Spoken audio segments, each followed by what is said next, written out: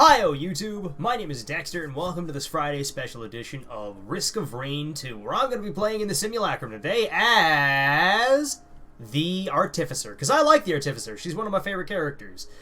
List of 5 would include her, the Engineer, Rex, Loader, and it's a two-way tie between Bandit and Railgunner, but the Survivors of the Void expansion is how you get access to the Simulacrum. You also get access to the Railgunner and the Void Fiend, although you have to unlock the Void Fiend. They give you the Railgunner when you start.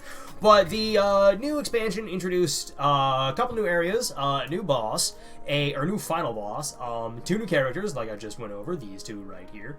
A bunch of new items, too, and corrupted items. The corrupted items are wild, but I'll go over them if I ever find one. There are a lot of items in this corner, okay.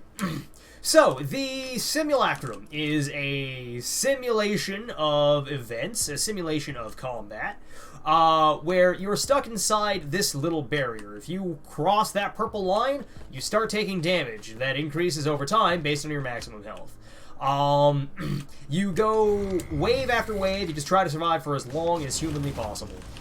If you want to scale exponentially out of control, turn on Sacrifice, and you will, pretty much by the 30th wave, you will scale out of all conceivable control. It seems that every other enemy drops an item for you.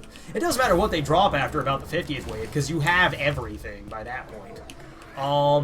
But some items that they introduced this update that I'm really looking forward to, or really looking for this run, are the ignition tank and the plasma shrimp. The plasma shrimp is a corrupted item, which corrupted items, whenever you pick them up, like I said, will corrupt all of the, or if I didn't say it, I'll say it now. I've been at this for a while. I don't know how long I've been trying to say the same words over and over again. I've lost track. But the long and short of it is that the corrupted items will give you like it says, or sounds, a corrupted version of previous existing items. The plasma shrimp is the corrupted version of the shoulder-mounted missile launcher, whatever that thing's called, the ATG missile, I think it is. It doesn't matter what exactly its name is. I just call it the missile launcher. The plasma shrimp, the way it works is, instead of having a chance to fire a missile, the ATG, the plasma shrimp, will fire a missile as long as you have shields on every hit that you land. It is obnoxiously strong. In addition to giving you shields, or in addition to giving you a hit whenever you have shields, it just gives you, I think, 10% of your max health as shields. So you only need you only need a plasma shrimp to start launching plasma shots, and it is phenomenal. It is definitely one of my favorite items in this update so far. I am going to be taking this because I need the healing, and I am just going to sit still for a bit. There's also a corrupted fungus called the Weeping Fungus, which triggers whenever you sprint, or as long as you're sprinting instead of just sitting still. It's not as much healing as the Bustling Fungus, but everybody can use it outside of only the Engineer being able to use the Bustling Fungus. Or as all my friends call it, the Bungus and the Wungus. Because we're real smart like that. But I very much want to find an ignition tank. It just makes burns infinitely better. 300% damage per stack, which, you know, I have the flamethrower for a reason. The flamethrower for the Artificer is not good. Don't take it. Her rocket jump is much better. If you have access to that, take it. But the ignition tank makes a very strong argument. Hey, look at that. All I need to do now is find a Void Cradle, and I'll be good to go. Because that's what the Void items drop out of. The corrupted items drop out of. They drop out of Void Cradles. I'm going to take that because I need some amount of healing. I could try and, you know, convert some of my items into shields, but I'm not gonna. Because I'm not that crazy. I don't really need shields. If I can get an ATG, I will be very happy. And by ATG, I mean Plasma Shrimp. If I can get a Plasma Shrimp, I will be very happy. But I'm only going to go 10 waves in this, so, you know, chances are very slim. But every 10 or every 5 waves is a boss wave, and the after that this little thing gets up and moves. I don't know if you can see. I don't know if you saw it or not, but it's a crab. Everything pertaining to the Void in this game, for whatever reason, is a crab or some kind of aquatic crustacean. Which I'm very curious. What is the difference between an arthropod and a crustacean? Is it just where Or not arthropod? Yeah, I guess arthropod is the word. I'm gonna take that, because I want to cause more death cascades. Or rather, I want to start causing death cascades. But yeah, is there a difference between arthropods and not arachnids, I'm trying to say arachnids, and crustaceans?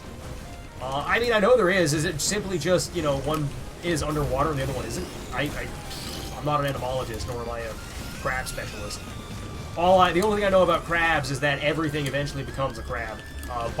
Biology evolves everything into a crab at some point in time. It just, if it survives long enough, it eventually becomes crab. Is what one of my friends told me, and I'm inclined to believe him. I don't remember exactly where he said he learned that, but it's definitely a thing that he has told me, and I have latched onto, because I think it's a wildly funny proposition that eventually humanity will become crab. I hope not. I kind of like, you know, breathing air and not being a... are they invertebrates? I have no idea what crabs are. I just know that they're crustaceans, and they exist. And they are... I was going to say they're tasty, but I've never actually had one. I've had imitation crab meat, but I've never actually had crab meat itself. I'm not big on seafood. Is where I'm going with this thought. I'm not really big on seafood. Please give me an ignition tank. I'll take a hammer instead. Shattering justice! So yeah, this is my crab friend. He's gonna get up, and he just kind of, you know, floats away. And with him goes the Void Bow. And he has a unique attribute in that he can just kind of phase through walls, and it doesn't really matter where he's going. He's just going to go in that direction. Doesn't matter what's in front of him. He could phase through that spike if he were so inclined. I don't know why it's so janky, but yeah, he could phase through that spike if he were so inclined. What is over there? What are you? Is that a royal capacitor? Royal capacitor. Damn right it is. I think this update has introduced my new favorite. Hey, what are you? Interstellar Desk Plant. No, I'd rather keep the Shattering Justice. So yeah, he's about to phase right through this, and I cannot go with him. What I can do, however, is jetpack. So that's a thing. Well, we are pretty damn close to that, Interstellar Desk Plant printer. Do I really want to do that to myself? No. No. I don't. I do, however, want this.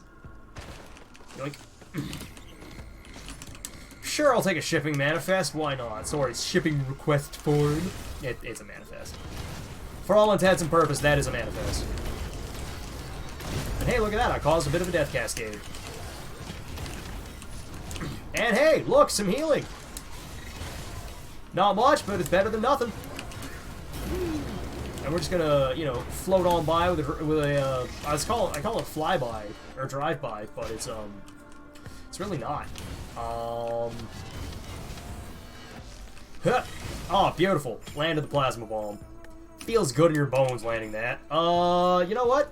Dagger. We'll take a dagger, why not? I really enjoy bleeding enemies and lighting them on fire and causing them to bleed. It's just a really funny combination that I now have a chance to do. So, you know, every time my flamethrower applies damage, it has a chance to ignite people and now bleed them. So, you know, more DOT.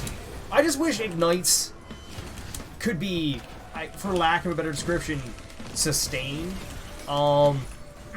In that, unlike bleeds, where every time you inflict a new bleed, it resets the timer on its total duration. Ignites are independent. You hit somebody with ignite, they are ignited for a certain amount of time. Inflicting a new ignite does not refresh the duration. It just adds a little bit more damage to the current ignite. So I think it's over 4 or 5 seconds. I don't know exactly how long it takes, but it is an amount of time.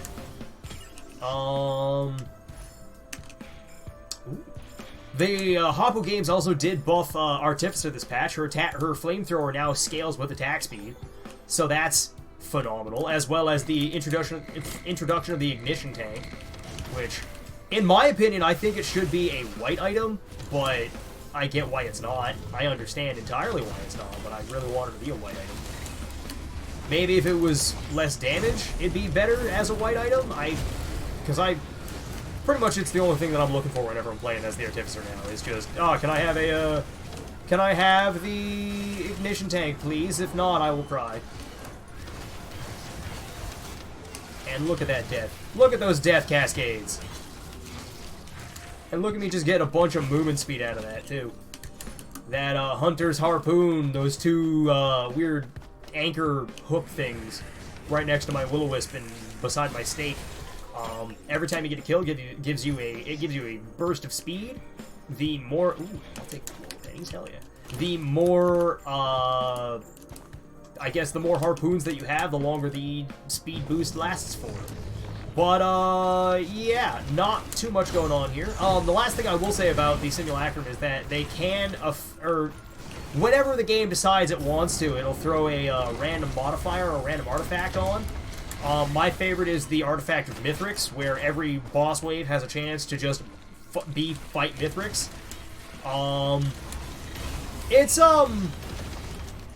It's an experience, is how I'll word it. It's definitely a thing. It's not the full Mythrix fight. It's just one wave, but it's still Mythrix, and he will still probably kill you. He definitely hurts. Oh shit! I wasted my flamethrower. I wish my flamethrower could be used while I'm sprinting. There's a lot of small tweaks I would make to the Artificer if I could, but I'm not. I don't know how. More accurately, ooh, hey, look at that! I don't even need to print it. I'll just take the Interstellar Death Plant now. I like healing, hell yeah. So what do we got? Oh yeah, the other thing is the enemies in the Simulacrum, not the Artificer. The enemies in the Simulacrum also get items as waves progress. I think, I don't know exactly when they got... Okay, so I think it's every 10 waves they get a new item. And they can... I don't know why I want back into this. They can get red items. Some of them are completely consequential. Like, enemies get a Interstellar Death Plant. Oh no, they'll get healing when they kill you. But if they get something slightly more dangerous, like a, I don't know, for instance, Testicoil, that's the game saying, your run's over. You've had your fun. Go start it again. And I believe the cycle is, it goes white, white, green, red. So, you know, they kind of scale... They try to let the enemies scale with you, so to speak. But there aren't many items in the game that actually, you know, benefit monsters. Like a backup mag, I'm pretty sure does nothing for any of them. Could be wrong though. I don't really know the internal mechanisms of this game that well. I just play it a lot. But yeah, there we go. Simulacrum, done and dusted, I think. Almost. What is over there? Oh, just another beetle. Alright. Simulacrum, done and dusted. Well, 10 waves of the Simulacrum, done and dusted. Hey, Pocket Ice Beam! Hell yeah, let's go. So yeah, that was a pretty good start of a Simulacrum. But I'm not gonna record anymore, because it's gonna get... I'll be in here for hours if I, you know, let it run long enough. But that is the long and short of the Simulacrum. So I hope you all enjoyed this. For those of you who are new, feel free to like, comment, and subscribe if you want to. But if not, to carry on your merry way. But for the rest of you ramblers, I will see you all next week. So I hope you all enjoyed this. I hope you enjoy your weekend, and I'll catch y'all on Monday. Bye, everybody. It's been a ton of fun.